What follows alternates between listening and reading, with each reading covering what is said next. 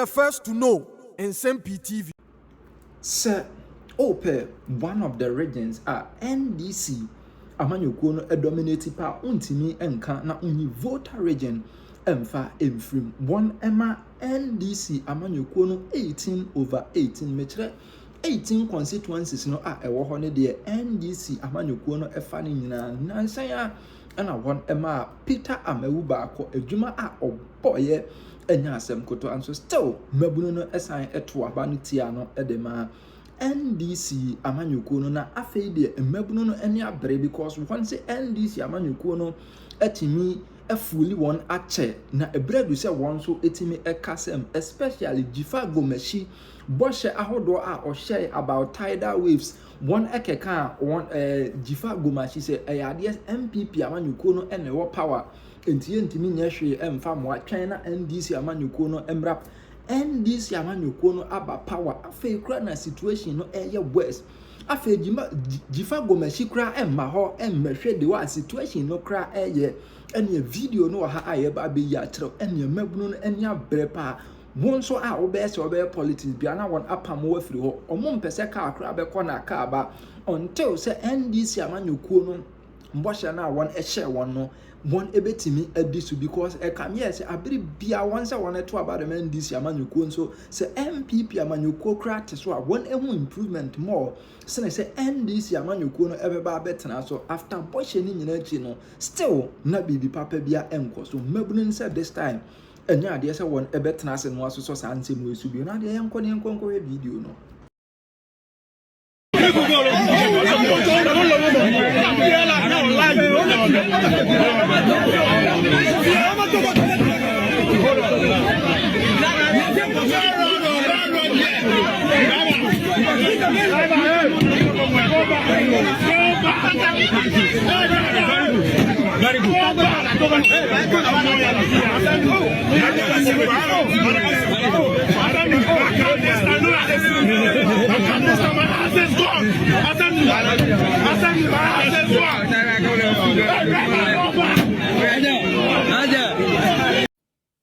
For me, I don't think there is any sin graver than betrayal of trust.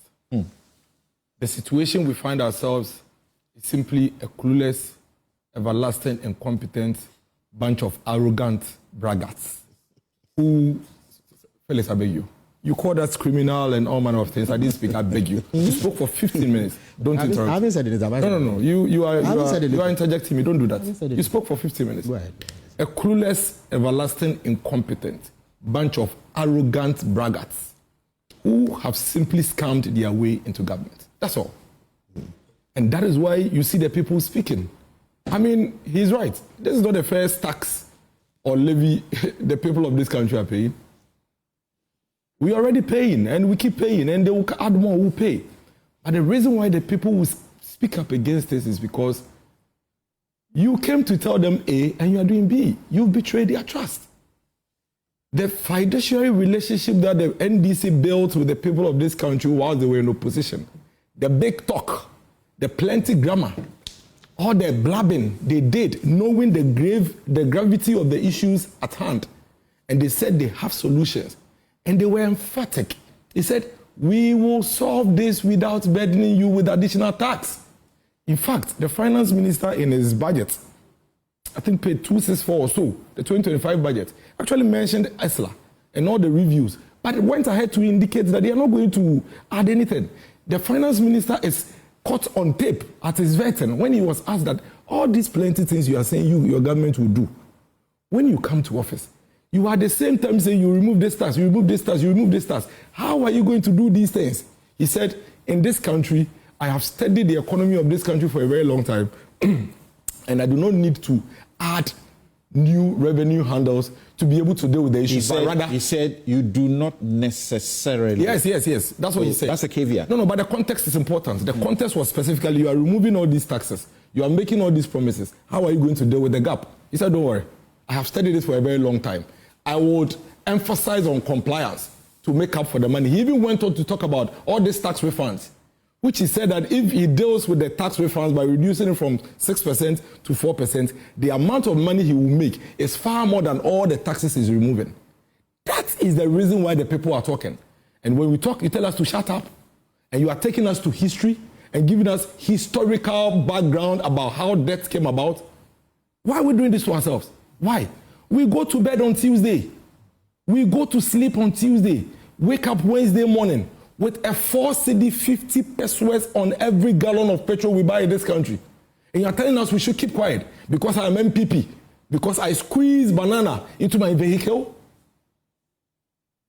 Why do you think the MPP lost the elections by the margin with which we lost?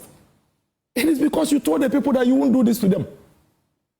If the people knew you were going to remove e-levy, remove non-existent, what I mean non-existent, I mean nobody paid, emission tax, and ask for claps and applause, and bring them 4 cedi 50 pesos per gallon 2 months later, you think they'll be clapping for you?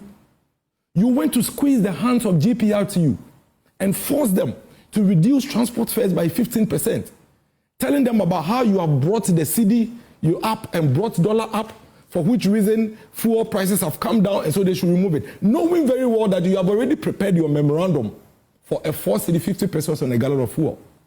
That is dishonesty. That is leadership of insincerity. If the GPRTU knew there was a 4 cedi 50 pesos per gallon coming, Samson, they would not have agreed to the 15%. At best, they would have dealt with another percentage, maybe lower than 15%. Today, as we speak, an Uber driver who is using a VIT car is paying close to 42 cedis every day to government for free. And you are saying we shouldn't talk about it? And then you come and tell us that, oh no, we have reduced burden. We have given you gold on the street of Ghana, and so now we can afford to slap all manner of levy on you. And then they keep lying. Oh, when we when we came to power, fuel prices were 17 cedis. That's a complete falsehood. As a matter of fact, when we are speaking to these things, let's speak to facts. Nana Addo Dankwa Akufo-Addo handed over to power to the NDC with fuel at 14 cedis 99 pesos. That is the fact. On 7 January, I have it here. This is Guel. Star Oil is here. What fuel? Is here. Is here. What fuel? Is here. Is here. It's here. See there, you can read it. Thursday, 2nd January 2025. Celia, read the whole thing. What fuel? Super XP 14.99. Yeah, that one. Diesel XP 15.60. Super XP 95. The 15.60. What is the price now? But what's the price of Super XP? Now. What's the price of Super XP now? Tell me. Is it 17 cedis? Was it 17 cedis? No, what is the price now? No, hold on. You see, and again, Phyllis, stop interjecting me. Write your notes like I did, and I'll speak to it. The fact is that you have been peddling falsehood. Even this morning, you've done it. Nobody was buying fuel at 17 cedis. Nobody ever bought fuel at 17 cedis under the MPP. Is that what you are saying? Some said, are you going to allow this? So context is important. No, but nobody bought fuel at 17 cedis at the time nobody bought fuel at 17 cedis under the MPP. He's qualified. He's qualified so then, at the time they handed over power. So where is the lie? But didn't you ever buy fuel at 17 cedis under the MPP? Thank you. Hold on. Yes, Dennis. See, we cannot allow the people we pay with our taxes to mislead the public. The fact is that you took over power with fuel at 14 cedis, not 17 cedis. That is fact. I didn't say we took over Can power. I just speak and you make your notes? But you are putting words into my mouth. Can I just speak and you make your notes? All right. When you get the chance, you see, now you've taken close to about 2 minutes of my time. No, it's true. I've done 6 minutes. It hasn't taken 2 minutes. It's wrong. Don't do that. Because I could do that to you.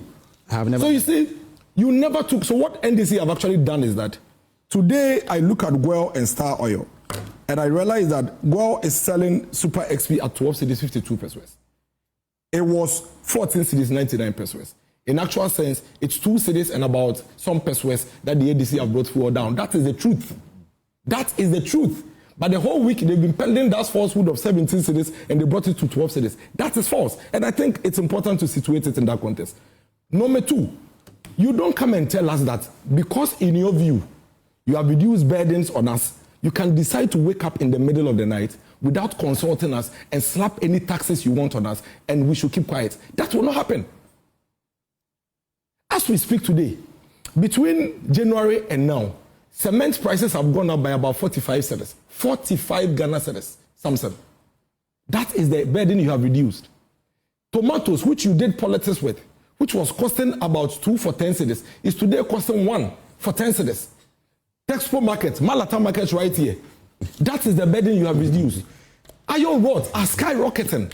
That is the burden you have reduced. And when you ask them to show evidence of the impact of the appreciation of the dollar, do you know what they do? They point you to the glamour stores on Spintex, East Legon, Cantonment, and Laboni. And they show you banners of these shops who are selling sofas for $60,000 and $70,000, who have reduced their prices and tell you that that is Ghanaian burden reduced. You and I know in this country something. Everybody watching us know. And this is a very serious matter. We're not going to allow this government to basically gaslight us and get away with it. You know that in this country, what truly affects prices of the day-to-day Ghanaian is fuel. Correct. That is the truth. It affects everything. So we were all happy. Was I not here when I even applauded this government and I said that I am not one of the people who would say that any other person is responsible for the dollar appreciation other than the government. You are there. It's like being in a football match, whether you coach the team right or not, when they win, it's your win. So they should take that credit. But of what use is it for you to appreciate cedi to dollar by some 3-4 cedis and then increase the fuel prices at a time when we're going to enjoy the benefits? Because the only reason why transport fares were reduced was because fuel prices have gone down. Right. So today, if you come and add 1 cedi to transport fares, GPRT have already signaled that they are going to go back. And you know how GPRT operates. Whenever they come down 1, they go back 2 or 3 steps forward. But do you understand them? Why are they not saying we will also revert to the price rather than say we are going on strike? I mean, they do that all the time. This is not the first time. They've even done the strike before. It's not like a threat. They've done, even 2024, they did it. So we'll discuss that. But the fact of the matter is that the reality is what we are confronted, not the grammar. The reality is that you told the people when you come, you won't do this. Today you are doing that. That is what we need to deal with. But do you think that's the real reason why you lost as massively as you did? Because you said the reason why do you think we lost the election the way we did?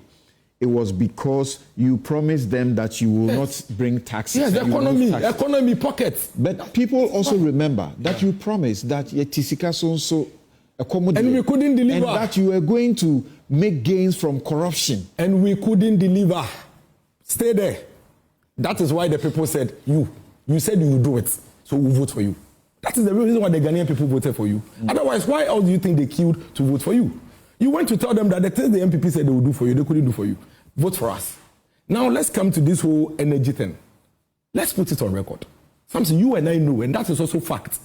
The MPP did not criminally, like he put it, manage the energy sector for us to come into this debt. As a matter of fact, if you are going to describe what has brought the energy debt as criminal, then you are the criminals. Because you and I know that 3 things make up our energy sector debt. The excess capacity, which is about $500 million thereabout every year, which you signed, and you heard him say that the NDP, you signed 32 of it, 32. Something you signed 32 of it.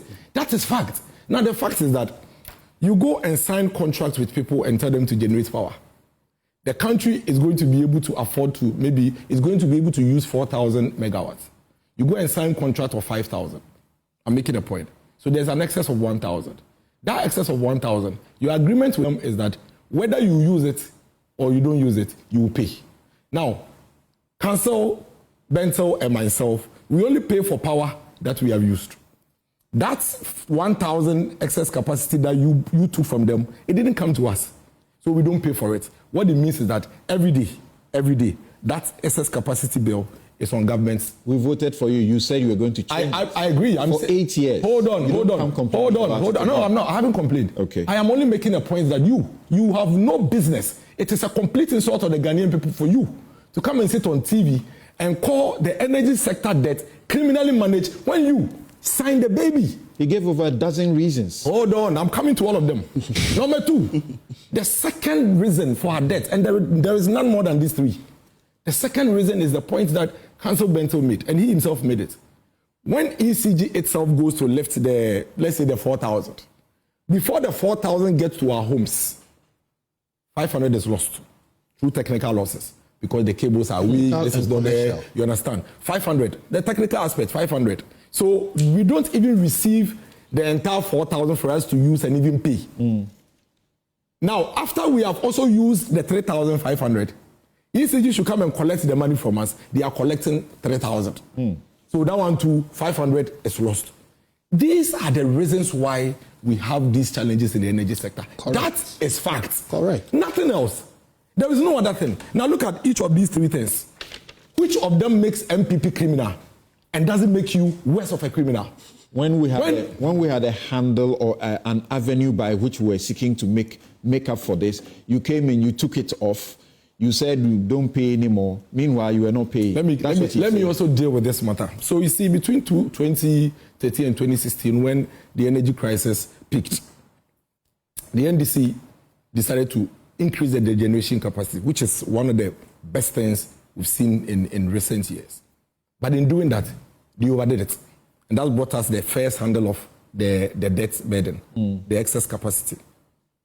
Then they introduced ESLA, which was going to be revenue source to deal with some of this debt. Now, some say, listen to this and listen to this carefully. ESLA is online. There is ESLA PLC with all the reports there.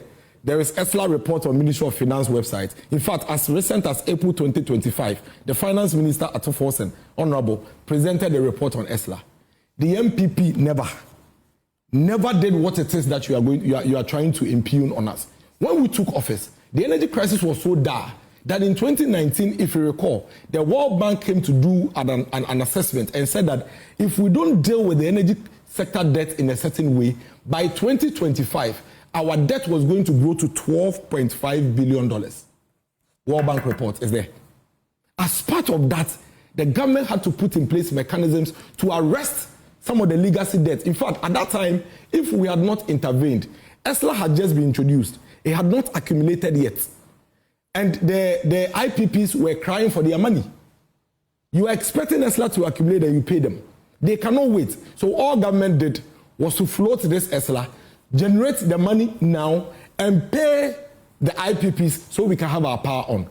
There is this thing that the BDOCs actually released along the line, and I'll read it to you. It's on your website. Government settles 1 billion legacy debt. The Ghana Chamber of Bulk Oil Distributors says it has received from government 1 billion being full and final payment of legacy debt owed the bulk oil distributing companies from 2012 to 2020. This is ESLA money. And this was when? This is ESLA money. This was ESLA money. This was when? Somewhere 2020 thereabout. Okay. This is ESLA money that was going into it. Now the ESLA report between 2017 and 2023 is online. This is what the ESLA report says. 70% of ESLA money was used to settle energy sector debts. 20% went into infrastructure, which includes transmission upgrades, distribution improvement and maintenance, and other infrastructure. So you see, let nobody, and these reports are public, we can all read. Okay. Let nobody ever make that point that, the government misused ESLA and all of that. In any case, the total amount of ESLA revenue raised between that period up to 2023 is about 35 billion cedis. How much is our debt? 35 billion cedis. How much is our debt? Now the point I'm making is that we are complaining about the 4 cedi 50 pesos on a gallon because this government comes on air to create an impression as if they are introducing a levy to come and deal with the energy sector debt. But guess what? This is the point. And this is the point they make, but they make it quietly and subtly. This levy is not going to pay any of the energy sector debts. All it's going to do is to buy fuel now to power our generators. That's what Jinapo says, but the president... That's what the president also said. President Mama appears to correct that and says it will do both. No, he didn't. He said that it will be buying fuel until a period where they are expecting a certain gas inflow. And that when that gas inflow comes in, then it will shift. All right. What if, hold on, that's conditional. What if it doesn't come in? Okay. But as I conclude something, my point here is that you are government. You have been voted into office. You promised to reduce our burden. You said that you don't need to introduce excessive taxes to be able to do anything. You knew this issue. Your finance minister was ranking member on finance. He understands the issues. You introduced all this energy sector debt. You know the structure and everything. Deal with it. Your energy minister sat on TV and told the whole country that we should vote for the NDC and that in 100 days, he is going to plug and cut the losses of the ECG. Thank you, Dennis. And make sure that they become profitable. Thank you. Then you turn around and come and tell us that we should pay you 4 cedi 50% for every gallon before you give us power. Thank you. That is why we are complaining. Thank you, Dennis. In some 20 seconds, tell me why you endorse